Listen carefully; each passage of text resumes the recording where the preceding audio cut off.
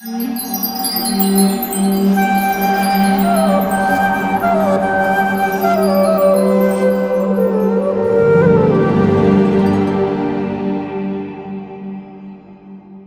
कृष्णा। कुछ दिन पहले एक छोटा सा बच्चा लगभग 14-15 साल का मंदिर में आया और कहता, प्रभु जी मुझे कुछ सोल्यूशन बताइए। मैंने कहा पूछिए क्या समस्या है। उन्होंने कहा मैं थोड़ा अकेले में बात करना चाहता हूँ। मैं अकेले में गया, तब उसने बताया कि प्रभु जी मुझे किसी से प्यार हो गया है और अब जो है वो लड़की को लेकिन किसी और से प्यार हो गया है। कुछ देर तो मैं हंसा, अपनी हंसी रोकी मैंने। फिर मैंने बोला अच्छा, तुमने कहा अब मेरे से क्या चाहते हो। कहते हो कुछ ऐसा मंत्र बताइए जिससे कि वो लड़की फिर से मेरे से प्यार करने लग जाए और उस लड़के को छोड़ दे।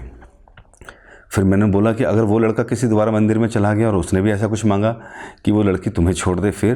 कहते हाँ। तो कहते प्रभु जी लेकिन मैं कैसे करूँ, ना तो मेरा पढ़ाई में ध्यान लग रहा है, मेरे पेरेंट्स भी कहते हैं कि तुम बड़े खोए खोए से रहते हो, तो मैं क्या करूँ। तो 10-15 मिनट उनके साथ बैठा और मैंने बातचीत करी तो पता लगा कि ये समस्या जो है वास्तव में अकेली उसकी नहीं है। ये समस्याएं आज उसकी क्लास में, उसके स्कूल में लगभग सभी की थी। मतलब ये कि जिस उम्र में पढ़ाई करनी है, जिस उम्र में हम लोगों को अपने करियर के बारे में सोचना है, जिस उम्र में हम लोगों को अपने पेरेंट्स की सेवा करनी है, उस समय वो व्यक्ति कहीं ना कहीं दिल दे बैठा। और हो भी क्यों ना।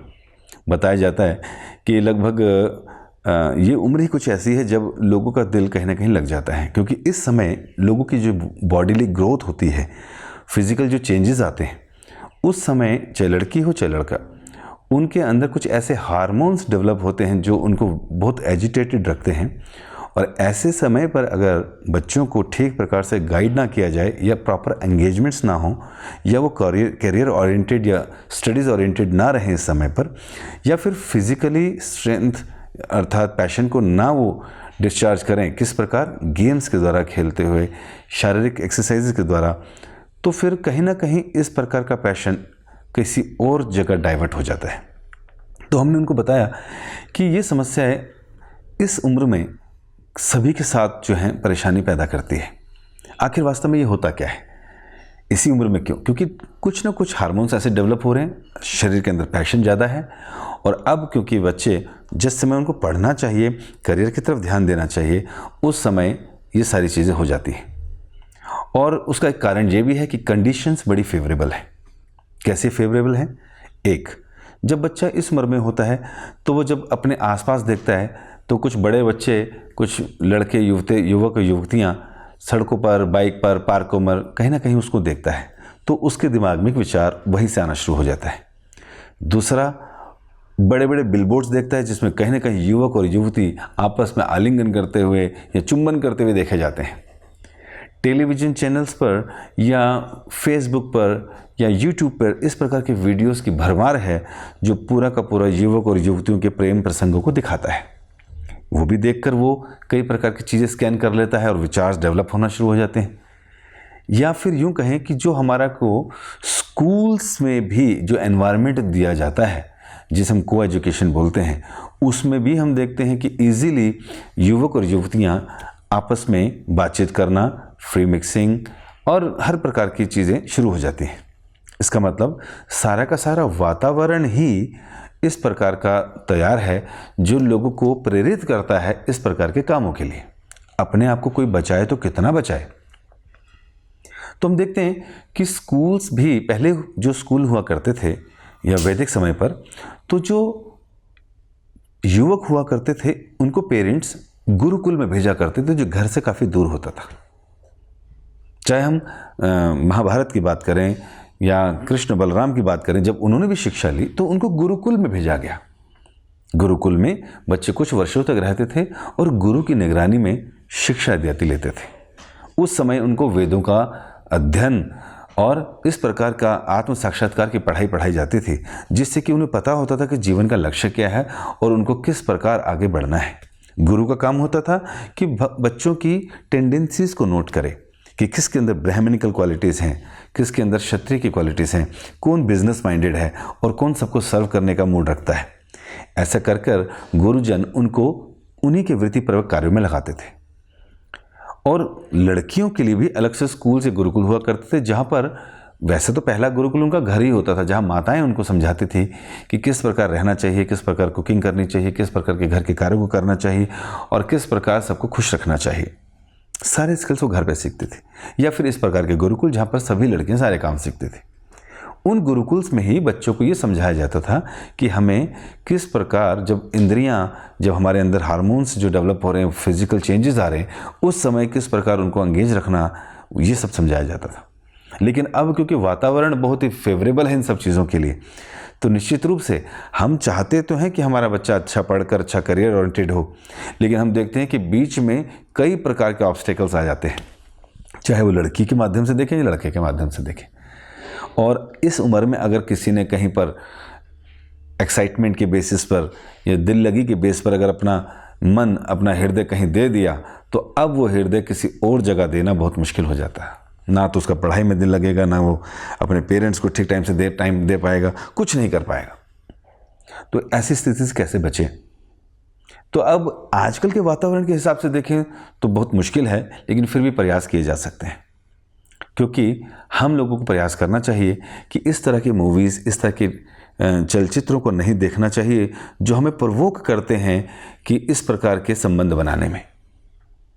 आप कहेंगे प्रभु जी अगर हम फिल्में नहीं देखेंगे तो लोग बोलेंगे अरे तुम फिल्म नहीं देखते, आप वो नहीं देखते, आपको कुछ पता नहीं है। क्यों? क्योंकि सारे लोग ही इस प्रकार के काम कर रहे हैं। लेकिन अगर हमें अपनी रक्षा करनी है, अपना करियर देखना है, अपना भविष्य देखना है, तो हमें इन सारी चीज़ों को बड़े रेगुलेटेड स्टाइल में करना पड़ेगा। भक्ति या शास्त्र हमें शादी करने से मना नहीं करते हैं, भक्ति या शास्त्र हमें काम करने से मना नहीं करते हैं, लेकिन वो हमें ये कहते हैं कि इन सबको कैसे, कितनी मात्रा में, किस प्रकार से किया जाए। इसलिए जब शास्त्र में और संविधान भी हमारा बताता है कि 21 वर्ष की आयु के बाद विवाह कर सकते हैं, तो 21 वर्ष से पहले इस विषय में सोचे ही ना। उससे पहले हमें चाहिए कि हम अपना पूरा समय अपनी पढ़ाई पर और अपने शारीरिक एक्सरसाइजेस पर, खेल कूद पर, ताकि हमारा शरीर स्वस्थ रहे, और फिर इस पैशन को उस जगह लगाएं, जैसे अपनी स्कूल की स्टडीज़ के साथ साथ हमें चाहिए कि कुछ आध्यात्मिक शिक्षा भी लेना शुरू करें। आध्यात्मिक शिक्षा का नाम लेते ही लोगों को लगता है ओहो बोरिंग, कौन करेगा, कौन सीखेगा, ये तो पुराने लोग क्या करते थे, ये आजकल के हिसाब से नहीं है, इसलिए इनको क्या करना। अगर किसी को पता चल गया स्कूल में, क्लास में कि मैं गीता पढ़ता हूँ, या मैं भगवान का नाम जपता हूँ, या मैं मंदिर जाता हूँ, तो वो लोग मेरा मजाक उड़ाएंगे। क्यों? और उड़ाएं भी क्यों ना, क्योंकि वो सब लोग नहीं जाते। उनको लगता है ये काम सबसे निकृष्ट है, ये तो वो लोग करते हैं जो डर जाते हैं, या जिन लोगों को कुछ चाहिए वो लोग मंदिर इत्यादि जाते हैं। इवन सारे बच्चे एग्ज़ाम के टाइम जरूर आते हैं मंदिर, लेकिन ऐसे समय पर नहीं जाना चाहेंगे जब उनको पूरा जीवन का मार्गदर्शन जहाँ से प्राप्त हो। तो हमें क्या करना चाहिए? हमें इस उम्र में माता पिता को, बड़े भाइयों और बहनों को भी, बच्चों को देखना चाहिए कि उनके लिए प्रॉपर एंगेजमेंट्स हों। एंगेजमेंट्स हमने बताया बेशक शारीरिक गेम्स के रूप में हो, कंप्यूटर गेम्स के नहीं, शारीरिक गेम्स, इससे हमारा स्वास्थ्य भी ठीक रहता है। उनके पास, बच्चों के पास प्रॉपर एंगेजमेंट्स हों, अपनी स्टडीज़ के साथ साथ उनका होमवर्क पूरा हो रहा है कि नहीं, स्कूल में जाकर पता करें। तीसरा, बच्चों के लिए स्पिरिचुअल एजुकेशन बहुत ज़रूरी है। उनको भगवद गीता और भागवतम के आधार पर ये समझाएं कि मन में विचार हमेशा आते हैं, जो चीज़ हम देख लेते हैं, सेंसेस जब सेंस ऑब्जेक्ट के टच में आती हैं तो मन के अंदर विचलित होना शुरू हो जाता है मन। तो ऐसे समय पे क्या किया जाए, किस प्रकार अपनी सेंसेस को सेंस ऑब्जेक्ट से हटाएं और उसको सही जगह लगाएं। Choice is yours. और इस प्रकार मन को बुद्धि के द्वारा, जिस बुद्धि में ये ज्ञान है सही क्या है गलत क्या है, और ये बुद्धि तब ये सब समझ सकती है जब वो गीता इत्यादि पढ़ती है। तो हमें चाहिए कि हम लोग बचपन से ही कौमारम आश्रित प्रज्ञो, 5 वर्ष की आयु से ही आध्यात्मिक शिक्षा भी देना शुरू करें। इसका क्या फ़ायदा होगा कि बच्चा ये जान सकता है कि किस प्रकार जब मेरी सेंसेस, मेरी इंद्रियां, आँख, नाक, जीभ, त्वचा, जब ये सेंस ऑब्जेक्ट से मिलती हैं तो मेरे अंदर किस प्रकार के चेंजेस आना शुरू होते हैं। किस प्रकार जब मेरी सेंसेस सेंस ऑब्जेक्ट से मिलती हैं तो वो सिग्नल मेरे मन की तरफ भेजता है, जो मुझे कहता है कि यस, आपको ये करना चाहिए, आपको ये देखना चाहिए, आपको उससे प्यार करना चाहिए। अरे पढ़ाई तो होती रहेगी लेकिन ये प्यार दोबारा नहीं मिलेगा। इस प्रकार की डिमांड्स माइंड, इस प्रकार की डिज़ायर्स मन के आगे डालता है।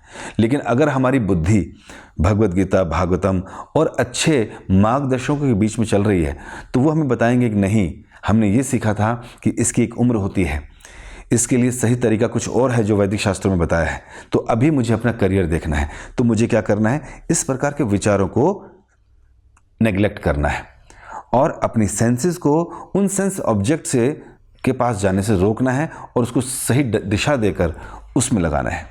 जिस प्रकार अगर कोई व्यक्ति कोई चलचित्र देखे या कोई ऐसा पिक्चर देखे जिसमें कोई नग्न खड़ा है, नग्न खड़ी है स्त्री, तो उसको मन विचलित होना शुरू हो जाता है, वो कामुक हो जाता है, वो काम वासना के द्वारा घिर जाता है, वो उसकी पढ़ाई, उसको सब रिलेशन भूल जाता है। लेकिन अगर इन्हीं नेत्रों का इस्तेमाल करते हैं हम भगवान के सुंदर रूप का दर्शन करने के लिए, उनके चरणों से उनका दर्शन करते हुए उनके नेत्रों तक जाते हैं, उनके मुखमंडल को देखते हैं, तो क्या कभी हम लोग एजिटेटेड फील करते हैं? क्या हम कामुक महसूस करते हैं? नहीं। उनको देखकर तो हमारा मन शांत हो जाता है। इसका मतलब क्या है कि आंखें तो देखेंगी, लेकिन उसे क्या दिखाना है, किस चीज़ को नेग्लेक्ट करना है और किस चीज़ का दर्शन करना है जिससे मन शांत हो, वो चीज़ दिखानी है। कान सुनना चाहते हैं, अच्छा म्यूज़िक सुनना चाहते हैं, और हम देखते हैं रोज़ कितने सारे कैसेट्स, कितने सारे म्यूज़िक एल्बम्स आ रहे हैं, लोग सुनते हैं फिर रिजेक्ट करते हैं, अब नया क्या, अब नया क्या, अब नया क्या, संतुष्टि नहीं मिल रही। तो फिर क्या सुने ऐसा? क्योंकि इन्हीं सॉन्ग्स के अंदर कहीं ना कहीं एजिटेट किया जाता है कि एक युवक था, एक युवती थी, प्यार हुआ, नफरत हुई, दिल टूटा, हर प्रकार के सॉन्ग्स बनाए जाते हैं। सिचुएशनल सॉन्ग्स हैं, आप जिस सिचुएशन में हैं उस तरह का सिचुएशन सॉन्ग सुनिए और दुखी हो जाइए और परेशान हो जाइए, या उन सॉन्ग्स को सुन के और खुश हो जाइए, लेकिन ये टेम्परेरी है। सुनना चाहते हैं, मन को शांत रखना चाहते हैं, तो भगवान के कीर्तन सुने। इतने मधुर कीर्तन जो हमारे मन को शांत करता है, उसकी एजिटेशन को शांत करता है और हमारी जो प्यास है कुछ सुनने की, उसको सेटिस्फाई करता है। हम भोजन करना चाहते हैं तो हम क्या खाते हैं? कुछ भी सड़क पर मिलता है हम खाते हैं, चाहे वो मांसाहार हो, चाहे वो किसी भी प्रकार का भोजन हो, हम वो खाना शुरू कर देते हैं।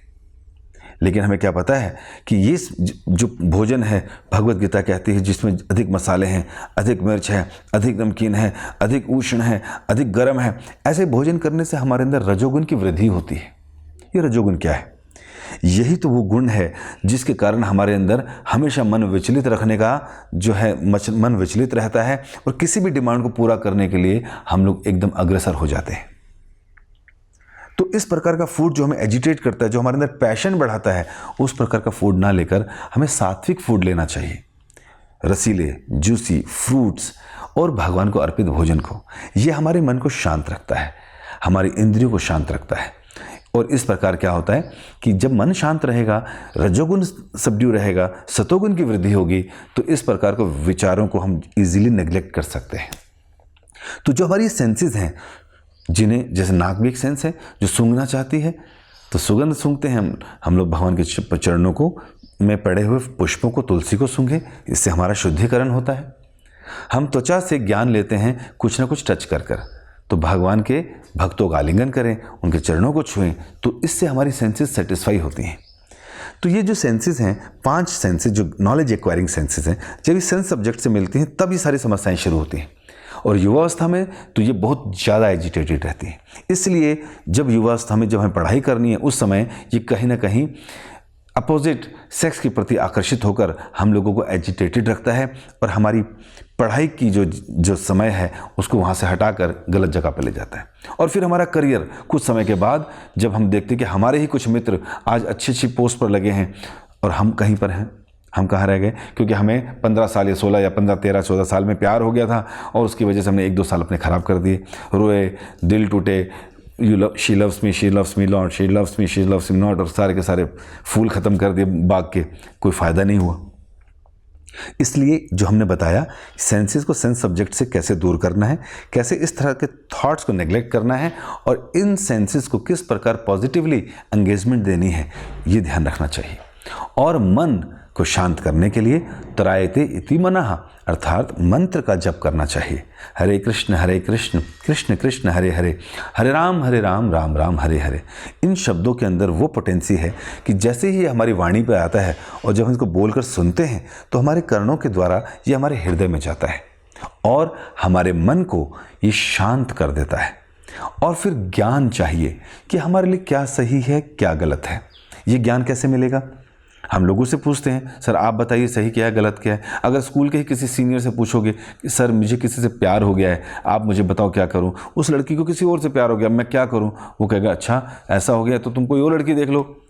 ये सोल्यूशन ठीक नहीं है। आपको समय लगेगा सोल्यूशन ठीक है कि ठीक है एक नहीं तो और सही, और नहीं तो कोई और सही, लेकिन सोल्यूशन ठीक नहीं है क्योंकि शायद ये सोल्यूशन उसने अपनाया था और हो सकता है वो टेम्परेरी खुश हो, लेकिन ये चीज़ भी हमें सुख नहीं देगी क्योंकि कहीं ना कहीं स्टडीज़ नेग्लेक्ट हो रही हैं। या फिर कोई ऐसा व्यक्ति सजेशन देगा कि वो कहेगा ठीक है आप क्या करो कि उससे ज़बरदस्ती कर लो, तो ये भी गलत तरीका है।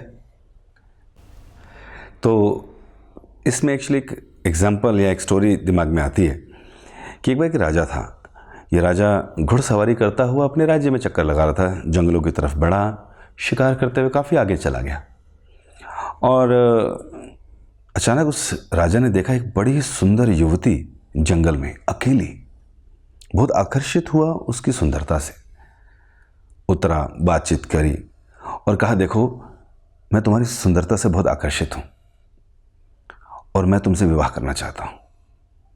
उस युवती ने कहा कि मेरा कुछ ऐसा मतलब नहीं है और मैं यहाँ तो बस घूमने आई थी, लेकिन आप कौन है? उसने कहा मैं राजा हूँ और मैं चाहता हूँ कि मैं आपसे विवाह करूँ। कहते आपको मेरे अंदर ऐसी क्या चीज़ पसंद आई? आप तो मेरे बारे में ज़्यादा जानते भी नहीं हैं। उसने कहा मैं आपकी सुंदरता के कारण मैं मदहोश हो चुका हूँ और बस मैं आपसे विवाह करना चाहता हूँ, मुझे और कुछ नहीं चाहिए। तो उसने कहा कि ठीक है आप एक काम कर सकते हैं क्या, मैं आपसे विवाह करूँगी, आप मुझसे विवाह करना चाहते? कहते हाँ। तो कहते ठीक है आप एक काम कीजिए, आप अगले हफ्ते मेरे पास आइएगा, मैं आपको यहीं पर मिलूंगी और तब मैं आपका ये प्रपोजल स्वीकार कर लूँगी। राजा ने कहा अभी नहीं? कहते नहीं, एक हफ्ते के बाद। कहता ठीक है अगले हफ्ते आज ही के दिन आज ही के समय मैं आपको यहीं पे मिलूँगा। वो राजा ने घोड़ा उठाया और उसको पीछे की तरफ देखता हुआ चला गया। रास्ते भर में उसके बारे में सोचता रहा, 7 दिन अब कैसे गुजरेंगे, दिन काटनी है रात काटनी है, कांटे नहीं कटते दिनों रात। राजा परेशान, करवट बदले। मंत्री लोग पूछें ऐसा क्या हो गया महाराज? कहते नहीं बस अब विवाह करने जाना है, मैंने कुछ ऐसा देख लिया है, मुझे कितनी सुंदरी मिली है, बस मैं उससे विवाह करूंगा, मैं संतुष्ट हो जाऊंगा। एक दिन बड़ा मुश्किल से बीता, दूसरा दिन बहुत मुश्किल से बीता, तीसरा दिन बहुत मुश्किल से बीता। उसको लगा मैं इस नियम को तोड़ देता हूँ, मैं क्यों ना बीच में ही जाके मिल लूँ। इतना डेस्परेट था वो उससे मिलने के लिए। और वो लड़की भी बला की सुंदरता थी उसके अंदर, लगता था मान लो स्वर्ग से ही सीधा नीचे उतरी है। और ऐसी सुंदरता से कौन आकर्षित ना हो। अभी राजा के जब 6वां दिन आया तो 7वां दिन उसे काटना नहीं जा रहा था। रात जैसे ही पूरी हुई, सुबह सुबह राजा ने घोड़ा उठाया और उसी दिशा में उसी जंगल की तरफ चल पड़ा। काफी देर अंदर जंगल के अंदर घूमने के बाद अचानक उसी स्थान पर पहुंचता है जहां पर वो युवती मिली थी। लेकिन ये क्या, आज वो देखता है युवती अपने छोटी सी झोपड़ी से बाहर खड़ी है, लेकिन उसका फेस उसकी तरफ नहीं।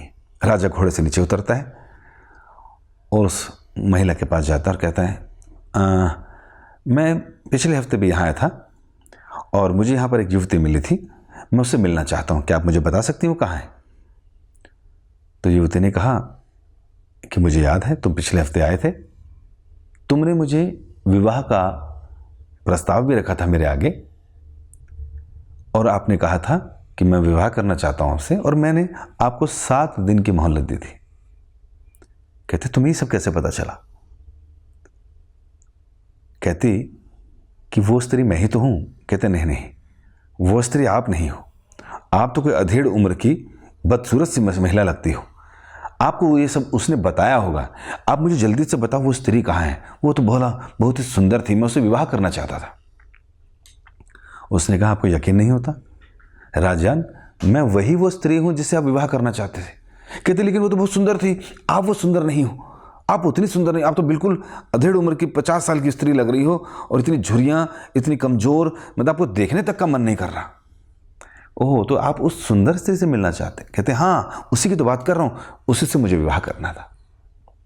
तो स्त्री ने कहा ठीक है, आप उस झोपड़ी में जाइए, दरवाजा खोलिए और आप वहां पर देखेंगे मैंने उस सुंदरता को छुपा के रखा हुआ है मर्तबान में, घड़े में, कहते क्या बात कर रहे हो? कहते हाँ, आप जाइए उसके अंदर देखिए। राजा भागता हुआ जाता, दरवाजा खोलता, देखता 3 बड़े बड़े मटके पड़े हैं ढके हुए। राजा को कुछ समझ नहीं आया। उसने बाहर देखा, स्त्री मुस्कुरा रही थी। घड़ों की तरफ देखा कि कहा कि इसमें मेरी सुंदरता है, समझ नहीं आया। राजा ने पहला मर्तबान उठाया, ढक्कन खोलते ही तो बहुत ही दुर्गंध आती है, और क्या था उसके अंदर? मल। उफ। नाक पे कपड़ा रखता है और जल्दी से ढक्कन को बंद कर देता है। फिर स्त्री की तरफ देखता है, स्त्री हंस रही थी। फिर उसने दूसरा मर्तबान खोला, उफ, ये क्या? उसके अंदर और बदबू आ रही थी, उसके अंदर उसने वॉमिट कर रखा था, उल्टियां कर रखी थी। फिर उसको ढक्कन लगा दिया। राजा को लगा इसने मेरे से मजाक किया है, मैं इसको जिंदा नहीं छोड़ूंगा। फिर रानी की तरफ देखता, उस लड़की की तरफ देखता है, लड़की फिर मुस्कुराती है। फिर वो तीसरा ढक्कन खोलता है घड़े का, और जैसे ही खोलता है तो उसके अंदर म्यूकस, उसके अंदर बलगम। उफ। राजा नाक पर हाथ रखता है, ढक्कन वहीं फेंकता है और तुरंत बाहर भागता हुआ आता है और कहता है तुम मेरे से मजाक कर रही हो, मैं तुम्हारा वध कर दूंगा, तुम जानती नहीं मैं कौन हूं। और वो महिला जोर जोर से हंसने लगती है, हा हा हा हा। कहते राजन, तुम मेरी सुंदरता से आकर्षित थे, तुम मुझसे विवाह करना चाहते थे। मैं वही स्त्री हूं, मैं वही महिला हूं जिसे तुमने वो प्रस्ताव रखा था विवाह का। आज क्या हुआ? 7 दिन के बाद ही तुम मुझे मेरा वध करने के लिए तैयार हो गए। कहती लेकिन वो तो सुंदर थी, वो तुम नहीं हो सकती। कहती वो मैं ही हूं, मेरी सुंदरता उन 3 मर्तबान में पड़ी थी। कहते क्या मतलब? कहती हाँ राजन, तुम्हें शिक्षा देने के लिए। क्या? कि मैं वही सुंदर स्त्री थी, लेकिन 7 दिन तक लगातार मैंने जुलाब की गोलियां खाई, पेशिश लगे, मैंने मल त्यागा, उसको इकट्ठा कर दिया, मैंने वॉमिट किया, मैंने उसे इकट्ठा कर दिया, और जो बलगम मेरे मुंह से निकला वो मैंने सब इकट्ठा कर दिया। 7 दिन के बाद ये दिखाने के लिए कि जो मेरी सुंदरता थी वो इन 3 मर्तबानों में रह गई। कहो तो मैं वो पीकर वापस उस तरह सुंदर बनूं, या मेरे से विवाह करना चाहोगे? राजा को सब कुछ समझ आ गया। राजा समझ गया कि शारीरिक सुंदरता, शारीरिक आकर्षण वास्तव में ये कोई कारण नहीं है किसी से आकर्षित होकर अपने जीवन को किसी को भी स्वीकार करने का। आज हम देखते हैं जब युवावस्था में लोग आकर्षित होते हैं किसी स्त्री से या किसी लड़की से, और कोई लड़की किसी लड़के से आकर्षित होती है, जिसके कारण वो अपनी स्टडीज़, अपने पेरेंट्स तक को त्याग कर लव मैरिजेस कर लोग भाग जाते हैं, और कुछ दिनों बाद लड़ाई झगड़ों के बाद फिर से संबंध खराब होते हैं। तब उनको पश्चाताप होता है कि मैं किस चीज़ से आकर्षित हुआ था। तो पहला आकर्षण ही पता चलता है कि देह का आकर्षण था, जिसके कारण मैं आकर्षित हुआ, जिसके कारण मेरे दिल उनकी तरफ आकर्षित हुआ, और मेरा रहना, उठना, बैठना, खाना पीना सब भूल गया, नींदें उड़ गई, और फिर मेरे को लगा जब तक मैं उसको हासिल ना कर लूँ तब तक मैं परेशान रहूँगा। तो हम लोगों को ये समझना पड़ेगा, जो ये बाहरी आकर्षण है इससे ज़्यादा जरूरी है आंतरिक आकर्षण की। इसलिए हम देखते हैं पूरा का पूरा विश्व केवल सुंदरता के पीछे मोहित है।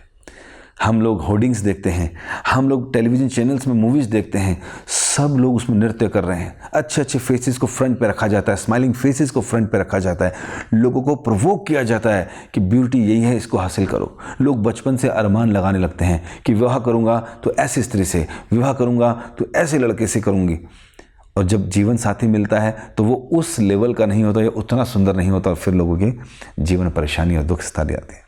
इसलिए हम लोगों को चाहिए कि हम बाहरी आकर्षण से आकर्षित ना हो, क्योंकि बाहरी आकर्षण, ये नेत्र हमें एजिटेट करते हैं, काम वासना जागृत करते हैं। ये पैशन, ये जो हम भोजन करते हैं जिस प्रकार का, वो हमारे अंदर रजोगुण की वृद्धि करता है काम की, जिसके कारण कि उसको हम उत्तेजित होकर उस काम को निकालना चाहते हैं।